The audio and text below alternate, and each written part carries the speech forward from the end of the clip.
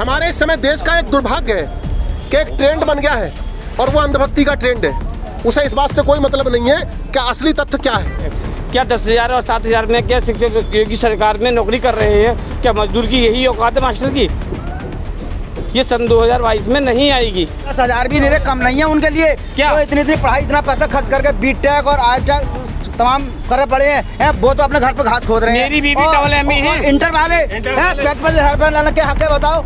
और रही आरक्षण की जो बात चल रही है अभी है, घोड़े के पैर में जंजीर बांध दो आप और गधा को दौड़ा दो, ये कहाँ का तरीका है? अरे जो काबिल है, जो उसके लागे नौकरी है, उसके उसे जॉब मिलनी चाहिए।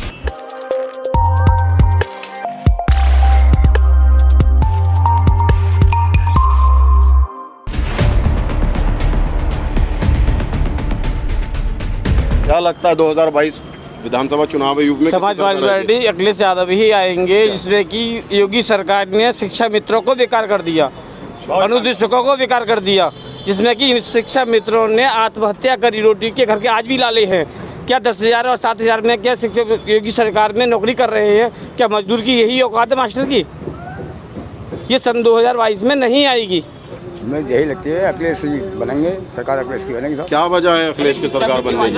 उसमें ये है कि उसमें मजदूरी भी सही मिलती है और विकास भी मिलता है। असदुद्दीन ओवैसी भी आ रहा है, माइनॉरिटीज की बात कर रहे हैं, वो हिस्सेदारी नहीं, ओवैसी के बारे में तो मैं नहीं कह सकता, मैं तो अखिलेश बाबू के लिए जानता हूँ। मैं नहीं, हम नहीं बोल सकते। नहीं, हम तो समाजवादी की पार्टी से जुड़े हुए हैं, समाजवादी के बारे में बात करते हैं। मैं अनिरुद्ध शक्ति मेरी बीवी है, जिसमें कि अखिलेश के ज़माने में 8,500 थे, आज 7,000 रुपये रह गए उसके, यानी बढ़ने की जगह और कम हो गए योगी के राज में। शिक्षा मित्रों के 35,000 मिल रहे थे, आज उनके 10,000 रुपये मिल रहे हैं योगी के राज में। तो योगी जी कह तो रहे हैं सदन में 1 करोड़ नौकरी देंगे आप? कुछ नहीं, सब बकवास है, आप बेवकूफ़ बना रहे हैं ये आदमी को। होर्डिंग लगवाएं बड़े बड़े? कुछ नहीं भाई साहब, हम जो बता रहे हैं आपके लिए। 10,000 भी नहीं, कम नहीं है उनके लिए। क्या तो इतनी पढ़ाई, इतना पैसा खर्च करके बीटेक और आई.टेक तमाम करे पड़े हैं, वो तो अपने घर पे घास खोद रहे हैं। मेरी बीबी डबल एमए है, इंटर वाले हैं, 5,000 रुपये लाने के हक है, बताओ। और रही आरक्षण की जो बात चल रही है अभी है, घोड़े के पैर में जंजीर बांध दो आप और गधा को दौड़ा दो, ये कहाँ का तरीका है? अरे जो काबिल है, जो उसके लागे नौकरी है, उसके उसे जॉब मिलनी चाहिए। अच्छा, ये ना हो हम करेंगे आप? नहीं, हम करने करे और जिसका काबिल के आधार से करेंगे, काबिल के आधार पे जिसमें जितनी काबिलियत है। गरीब को अब ये थोड़ी किसी मजदूर को आप पकड़ डीएम बना देंगे, उसमें काबिलियत होगी जब तो डीएम बनेगा। बताओ लागू कौन करे इस समय? ये तो शुरू से 70 साल चला रहा है, ये आरक्षण कौन करे ना? आप या 70 साल ही चाहिएगा अभी तक। हम किसी पार्टी से नहीं बिलोंग करते, बिल्कुल भी। पर्सनली मत जाइए। क्या जो 70 साल रेलवे बेचोगे, एक दिन में सब काम कर लोगे, बेचोगे आपको एक दिन का कोई बना दिया जाए प्रधानमंत्री, सब कुछ कर लोगे। उन्होंने 70 सालों में हुआ, वो 7 साल में एकदम से सब उड़ा दें, सब डीएम उड़ाई तो रहे हैं। बताओ तो इनके बिल्कुल उड़ा रहे हैं साहब, हाँ उड़ा रहे हैं। अरे उनका कर्जा निपटा रहे हैं, उनका जो कांग्रेस सरकार में कर्जा हो गया गवर्नमेंट का, बड़ी बढ़िया बात है। देखिए, असल में एक पूरे देश में हमारे, असल में हमारे देश में, पूरे देश में हमारे इस समय देश का एक दुर्भाग्य है कि एक ट्रेंड बन गया है और वो अंधभक्ति का ट्रेंड है। उसे इस बात से कोई मतलब नहीं है कि असली तथ्य क्या है। एक बड़ी अच्छी बात की हमारे माननीय दोस्त ने अभी, क्या वो पुराना कर्जा निपटा रहे हैं। ये पुराना कर्जा निपटाने की बात की जा रही है तेल के मामले में, पेट्रोलियम के मामले में। किसी ने आंकड़ों से, मैं सरकारी आंकड़ों की बात कर रहा हूं, सरकारी आंकड़ों में वो जो पुराने बॉन्ड बताए जाते हैं, क्या वो जो तेल पिछली बार सस्ता दिया था पुरानी, उसने पिछली सरकार ने, तो उसने बॉन्ड जारी किए थे, क्या उन बॉन्डों का ब्याज निपटाने में, उनकी किस्त निपटाने में पैसा खर्च हो रहा है, इसलिए अब महंगा दिया जा रहा है। तो वो सरकारी आंकड़ों के मुताबिक केवल 9,000 करोड़ है, उसकी किस्त है केवल 9,000 करोड़। लेकिन ये जो हर साल जो फायदा हो रहा है तेल खरीदने में, और जो तेल महंगा करके बेचा जा रहा है अंतर्राष्ट्रीय स्तर पर, जिसमें कहा था मोदी जी ने कि ये मेरा भाग्य है, ये मेरा सौभाग्य है कि अंतर्राष्ट्रीय स्तर पर कीमतें गिर गई। आज इसी पिछले साल का मैं आंकड़ा बता रहा हूँ, 4,17,000 करोड़ का फायदा हुआ इस एक साल में तेल की बिक्री से, और केवल 9,000 की वो किस्त है। तो 9,000 काट भी तो तब भी 4,08,000 हुआ। और हमें बताया ये जाएगा कि हमें उसका घाटा पूरा करना पड़ रहा है, तो ये केवल एक तंत्र काम कर रहा है। इस सब चीज़ में वो सक्षम है, पूरी मीडिया को खरीद रखा है, सारे उन्होंने संस्थानों को खरीद रखा है। असदुद्दीन ओवैसी आ रहे हैं यहाँ पे, मुस्लिम वोट नहीं आ रहे हैं, ये भाजपा की बी टीम है, मकोटा भाजपा का है, ये कोई असदुद्दीन ओवैसी नहीं है। बिहार में जीते आए तो वो कुछ नहीं दिए, वहाँ जीते आए बंगाल में तो बीजेपी ने, इन्हें तो चश्मा चढ़ हुआ है अखिलेश का, अब वो उतर जाएगा। ये सब जो ना कुछ दिनों बाद पार्टी बदलेंगे, पार्टी ऐसे करके, और जब भी चर्चा कर रहे हैं ना कि मीडिया को खरीद लिया, तो श्रीमान जी आप मीडिया से बताओ कितने रुपए में आए हुए हैं पर। लेकिन जहाँ तक ओवैसी जी का ताल्लुक है, या ऐसी ओवैसी ही नहीं, और बहुत सारी पार्टियां भी हैं। दो बड़ी खास बातें हैं गौर देने के लायक।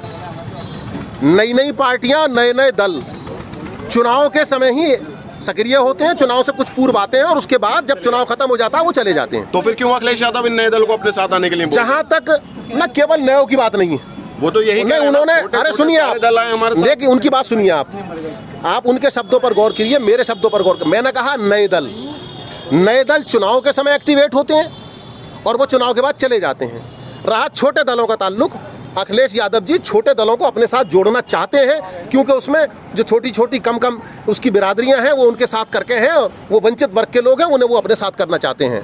मैं एक ही संदेश देना चाहूँगा, कुल मिलाकर जैसा बिहार में हुआ है, वहाँ के लोगों ने वहाँ से सबक सीखा है, पूरे देश के लोगों ने, और वही सबक इस्तेमाल किया गया सबसे पहले बंगाल में।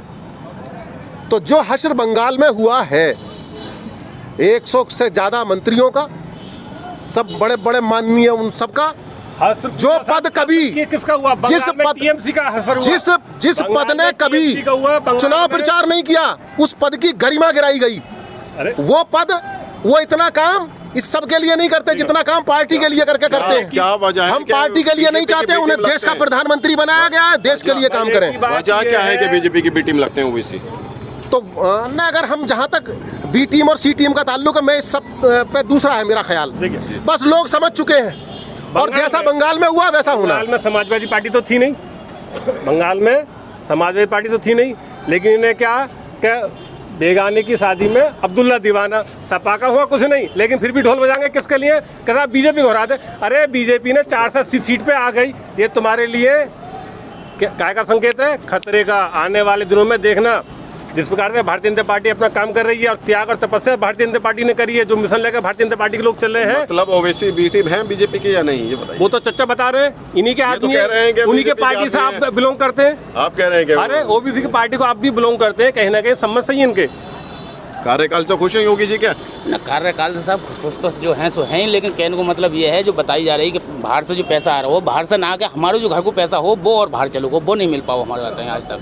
मतलब घर का पैसा जा रहा है आपका? हाँ साहब, जमीन बेच के हमने कुछ जमा कर रहा को बताई जा रही है कि आप वो कंपनी भाज गई, या वो हमने गलत आदमी हो, हमने पकड़ के बैठा लो, ऐसी व्यवस्था हमें महसूस भाई कि जो वो पैसा 5 साल बाद भी नहीं मिल पा रहा है। पैसा लेके बाहर से आने के बजाय जा रहा है। इनसे पूछो कि इन्होंने बैंक में जमा करा क्या पैसा? बैंक में जमा कौन सी बैंक में? साहब नहीं पता, दलाल ज्यादा पैदा है। सवाल तो यही है ना, बैंक जो सरकारी संस्था है उसको सरकार प्राइवेट कर रही है, भरोसा कैसे दिखाए सर जनता? पहले इनकी बात से आ जाओ। इन्होंने कहा कि हमने किसी आदमी को दे दिया, अब किस आदमी को किसे दे दिया? किस आदमी को दे दिया? मतलब ये समृद्ध जीवन उसे बोलते हैं, समृद्ध जीवन बीमा उसके एजेंट हैं। कौन सी कंपनी की? समृद्ध जीवन बीमा बोलते हैं उसे साहब, और बता रखा है कि वो जेल में डाल रखा है, उसका पैसा नहीं मिला है, तो अगर वो जेल में है, उसके पास पैसा है हमारा, तो वो मिलना चाहिए। जबकि 5 साल हो गए उसे कार्यकाल है भाई, 5 साल हो चुके मेरे। वो कहने का मतलब ये, वो पैसा 1.5 लाख रुपए मेरा जमीन बेचने के बाद 1.5 लाख रुपए आज तक नहीं मिला। 2 कंपनी सारा और पल्स। अब मैं साहब ज्यादा पढ़ा लिखा तो नहीं, कहने का मतलब ये है। क्या लगता है योगी जी के कार्यकाल से खुश हैं या नहीं? मैं ये कहना चाहूँगा, इस बार बीएसपी की सरकार बननी चाहिए। क्यों, क्या वजह है? क्योंकि ऐसा है, बीएसपी सरकार जैसी कोई सरकार नहीं है और ना ही होगी। तभी 2012 में सत्ता से बाहर कर दिया जनता ने। नहीं सर, ये गलतफहमी है लोगों की। जो 2007 में उनकी सरकार थी, 12 में सपा आने वाले टाइम में 2022 में मैं ये कहना चाहूँगा कि बीएसपी की सरकार बनेगी। लोग कहते हैं कि वो तो सिर्फ हाथियों पे विकास करती हैं, जनता का विकास ऐसा कुछ नहीं है, ये सब बेकार की बात है सर। मेरा तो कहना का यही है कि अगली बार जो सरकार होगी वो बीएसपी की होगी। शिक्षकों की भर्ती हुई है, अगरचे पिछड़े वर्ग का यहाँ जो जनसंख्या है वो 54% है, लेकिन उन 69,000 में मात्र 3% पिछड़े वर्ग के लोगों को आरक्षण दिया गया है। जहाँ तक मुस्लिम्स के आरक्षण का ताल्लुक है, उनके साथ एक सबसे बड़ा अन्याय हमारे संविधान में, जो संविधान ये कहकर बना था कि इसमें मजहब के नाम पर किसी के साथ भेदभाव नहीं किया जाएगा। इत्तेफाक की बात है कि यहाँ हमारे पुरखों को जिन बातों के बदले रोका गया था, जिनको ये भरोसा दिलाया गया था, आज चाहे उनके साथ मॉब लिंचिंग हो या आरक्षण में मजहब की वजह से उनको छोड़ दिया जाता हो, उनके साथ अन्याय किया जाता हो, तो वो दूसरे वर्ग के लोग अपने उन पुरखों के उन वादों के साथ भी मारपीट करते हैं, अत्याचार करते हैं, जो उनको पूरा नहीं करते। इसमें कई बार अमेंडमेंट करके दूसरे धर्मों में धर्म की पाबंदी लगा दी गई।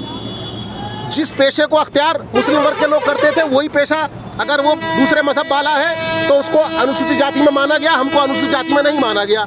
इसमें 2 बार संशोधन करने के बाद सिखों को भी जोड़ दिया गया, बौद्धों को भी जोड़ दिया गया। इसी तरह से हम चाहते हैं कि इसमें से जब ये पाबंदी हट जाएगी तब ये किया जाएगा, क्योंकि उसकी ये फिक्स कर दी गई है कि 50% से ज़्यादा आरक्षण नहीं दिया जा सकता। अरे भाई, दूसरों ने क्या किया? आज हम पिछले की बात नहीं करेंगे, आज हम बात करेंगे कि अब इन 4.5 साल में क्या क्या किया गया इन्होंने हमारे लिए। आरक्षण का जवाब देता हूँ वो छोटा सा। देखिए, इससे पहले सपा थी, उससे पहले बसपा सरकार थी। पिछड़ों में कितनी जाति आती है हमारे प्रदेश में? केवल एक ही मुलायम सिंह जी ने एक ही जाति पकड़ ली, और एससी में मायावती जी ने एक जाति पकड़ी, और जितने पिछड़े थे उन सबका डाका डाल के और एक ही वर्ग विशेष को नौकरियां दे दी गई। सरकार बनती है साहब बसपा की। देखिए, बसपा की बनी तो बसपा प्लस मुस्लिम उन दोनों की चली। आती है समाजवादी पार्टी की, यादव और मुस्लिम 2 की चली, बाकी जनता कहाँ रह गई? अत्याचार किसने करा? सपा ने करा। अत्याचार किसने करा? बसपा ने करा। अगर तुम्हारी नीति सही रहती तो तुम आगे भी रहते। तुमने विकास किसका करा? गांव-गांव में तुमने फूट डाल दी। जब तुमने कब्रिस्तान की बाउंड्री करवा दी तो तुम क्या नाम है शमशान घाट की बाउंड्री करवाते? क्यों नहीं कराई? ये भेदभाव किसने करा? अंकल, आपने करा, आपकी पार्टी ने करा। किसने करा? कि मुस्लिम वोट बैंक के लिए, और बाकी वोट बैंक कुछ नहीं। ये फूट डालो की नीति आप लोगों ने करी, आपके पार्टी ने करी, और जिसका खामियाजा समस्त जो प्रदेश की जनता थी उन्हें गई। सपा की आ रही है तो तुम चल रही है, उनकी आ रही तो उनकी चल रही है, उनके सब वो सब एक प्लेटफॉर्म पर आ गए। जो जिनके साथ तुम लोगों ने अत्याचार करे थे, जुल्म ढाए थे, जिनकी ज़मीन कब्जा करे, जिनके मकान पर तुमने कब्जा करे, वो सब लोग एक होकर उन लोगों ने बीजेपी का साथ दिया, और भारतीय जनता पार्टी की सरकार फिर आ रही है। बाबा किसी डर नहीं रहा। और जय, क्या लगता है समाजवादी धर्म की राजनीति करती है? समाजवादी कभी धर्म की राजनीति करती है, वो सब वर्ग की राजनीति करती है, उसमें धर्म से कोई मतलब नहीं है उसका, वो विकास की राजनीति करती है। देखिए, एक बड़ी अजीब बात कही थी, मैं उस पर थोड़ा सा बात कह दूं। कब्रिस्तान की बाउंड्री, इन्होंने कब्रिस्तान की बाउंड्री की। हम तो लिखित में बात करते हैं। कब्रिस्तान की बाउंड्री तो चंद हजार में बनी, जहां बनी, कहीं 30,000 की, कहीं 40,000 की, कहीं 60,000 की। लेकिन समाजवादी पार्टी की सरकार में जो अंत्येष्टि स्थल बनाए गए वो आइडियल बनाए गए। मेरी इस विधानसभा में 35 गांवों में 30-30 लाख की लागत से शमशान घाट बनाए गए।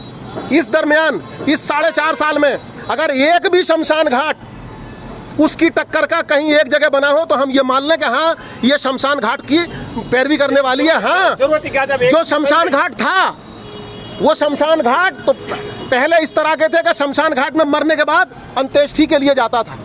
लेकिन गाजियाबाद में इस जमाने में एक शमशान घाट बना, वहां से तो लोग मरकर घर वापस आए और दोबारा वहां जाना पड़ा, इतना घटिया उसे बनाया गया। ये अब बचा, जहां तक उस समाजवादी पार्टी के उसका ताल्लुक है, उसमें 100 से ज्यादा गांव विशेष योजना में चयनित किए गए। यहाँ पर एक भी गांव इस 4.5 साल में विशेष योजना में चयनित नहीं किया गया।